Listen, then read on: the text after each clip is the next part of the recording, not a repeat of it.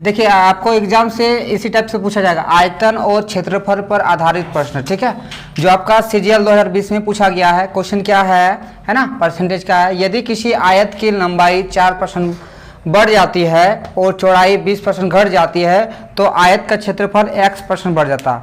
मतलब एक आयत में क्या होता है, एक लंबाई और चौड़ाई होता है, और दोनों में बोल रहा है कि एक लंबाई में बढ़ जाता है, एक चौड़ाई में घट जाता है, तो उसके आयत में क्या प्रभाव पड़ेगा। तो आयत का क्षेत्रफल बराबर क्या होता है, आप लोग जानते होंगे,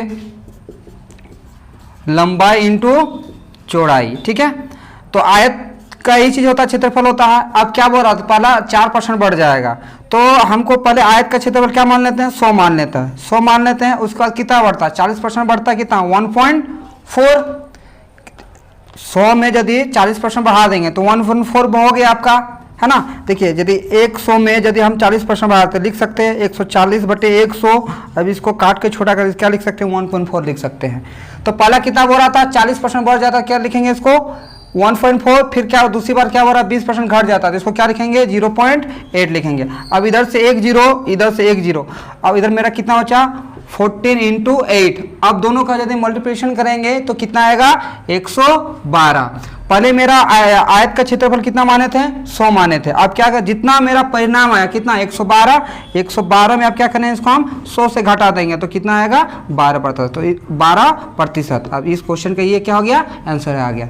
इसी टाइप का हम लोग सेकंड टाइप का क्वेश्चन देखते हैं। सेम उसी टाइप का सेकंड टाइप का क्वेश्चन आपका है ना। यदि क्या पूछा, यदि लंबवृत्त बेलन की त्रिज्या 10% कम हो जाती है और ऊंचाई 20% बढ़ जाती है तो उसके आयतन में प्रतिशत वृद्धि या कमी क्या होगी। ये क्वेश्चन आपसे पूछा गया सीजीएल 2020 में। अब देखते हैं इसका सॉल्यूशन।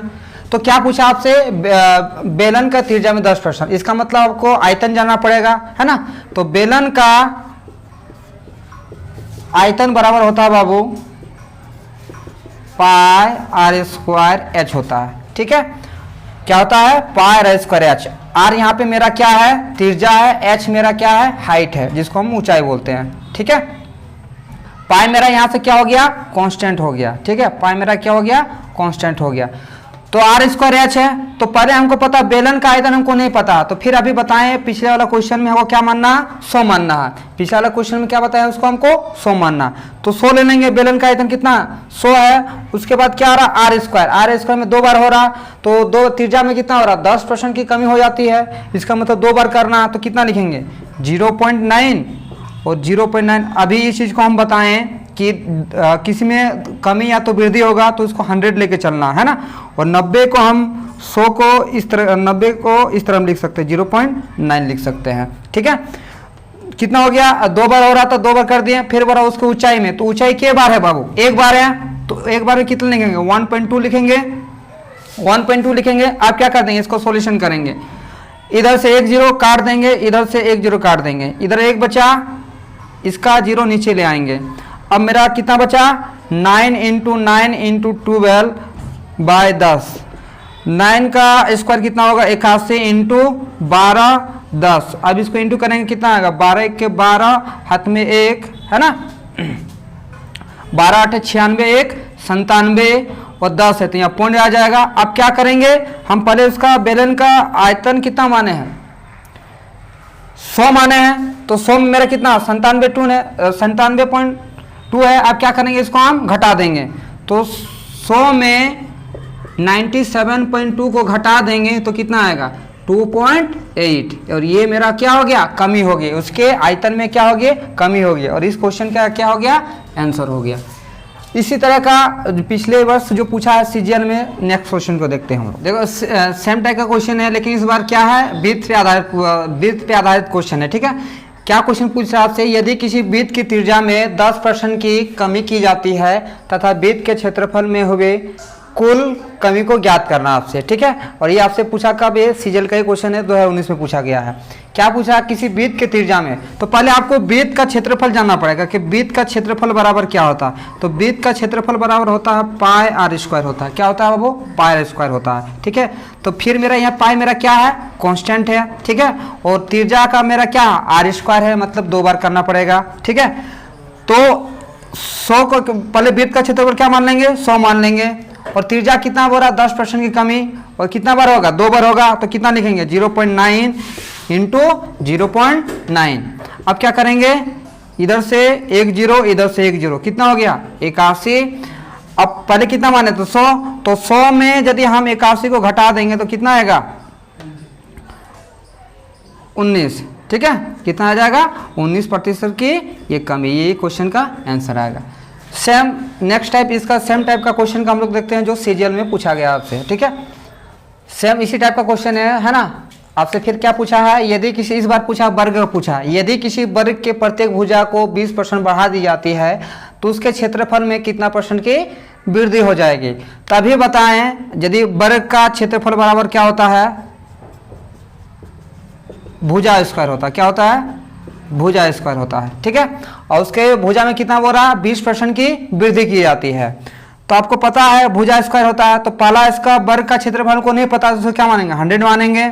और कितना वृद्धि हो रहा है 20% की बढ़ जाती है, तो क्या लिखेंगे 1.2, इसमें भुजा स्क्वायर दिया मतलब 2 बार करेंगे, है ना। तो फिर क्या कर देंगे 1.2 इक्वल टू कर देंगे, इधर से 1 0 इधर से 1 0, कितना हो गया 12 का स्क्वायर 144। पहले हम इसको 100 माने थे, अब कितना हो गया 144 हो गया, तो कितना का वृद्धि हो गया 100 से माइनस कर देंगे तो कितना हो गया 44% का वृद्धि। ये क्वेश्चन का ये आंसर हो गया, ठीक है। लास्ट क्वेश्चन देखते हैं, सीबीसी टाइप का पूछा है जो सीजीएल में पूछा गया है, ठीक है। नेक्स्ट क्वेश्चन को देखते हैं।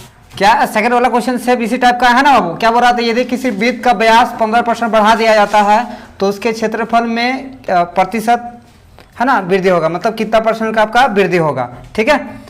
तो क्या पूछा जाता है वृत्त का व्यास, तो एक वृत्त का त्रिज्या हम लोग जानते हैं क्या होता है, इसका क्षेत्रफल में पाई r स्क्वायर होता है। ये किसका होता है, वृत्त का क्षेत्रफल होता है। वृत्त का क्षेत्रफल बराबर क्या होता है पाई स्क्वायर होता है। तो इसमें आपको क्वेश्चन में क्या पूछा आपसे, व्यास बोला कि व्यास को 15% बढ़ा दिया था। तो किसी भी वृत्त में यदि आपका व्यास का वृद्धि होगा तो किसका होगा, त्रिज्या का भी वृद्धि होगा। किसी वृत्त में यदि व्यास का वृद्धि होगा तो उसके त्रिज्या में वृद्धि होगा। तो इसमें व्यास का वृद्धि कितना बताया है 15%। देखिए क्वेश्चन में क्या लिखा, पहले क्वेश्चन में दिया था कि त्रिज्या में वृद्धि होता है, लेकिन इस वाले क्वेश्चन में क्या दिया व्यास में 15% वृद्धि होता। मतलब किसी भी वृत्त के व्यास में यदि वृद्धि होगा तो उसके त्रिज्या में भी वृद्धि होगा। तो वृत्त का क्षेत्रफल बड़ा होता है पाई स्क्वायर होता है, आर मेरा क्या है यहाँ पे त्रिज्या है। तो वृत्त का क्षेत्रफल हमको नहीं पता तो क्या मान लेंगे, इसको हम 100 मान लेंगे। और पहले बार कितना बोला 15%, तो क्या लिख देंगे एक 1.115 है ना। और 2 संख्या के बाद क्या लग जाएगा मेरा पॉइंट लग जाएगा, क्योंकि 115 को यदि हम 100 से भागा देंगे तो इसको लिख सकते हैं 1.15 है ना। फिर एक बार हो गया, त्रिज्या 2 बार है तो और एक बार लिख देंगे 1.15, ठीक है। अब क्या करेंगे, इधर से 2 0 कट जाएगा। अब मेरा कितना बचा 115 का स्क्वायर करेंगे और 10 है ना। तो 115 का स्क्वायर आप लोग जानते हैं बाबू 13,225 होता है ना। इधर 2 0 है क्यों है ना, पॉइंट को हटाएंगे तो 2 0 आएगा। अब 100 के बाद 2 0 है तो 2 संख्या के बाद क्या लगा देंगे पॉइंट लगा देंगे, है ना। तो कितना हो जाएगा, अब क्या करेंगे 100 से माइनस कर देंगे तो कितना हो जाएगा 32.25। इस क्वेश्चन का आंसर हो गया, ठीक है। नेक्स्ट वीडियो में बताएंगे सेकंड टाइप का वाला क्वेश्चन आपको, ठीक है।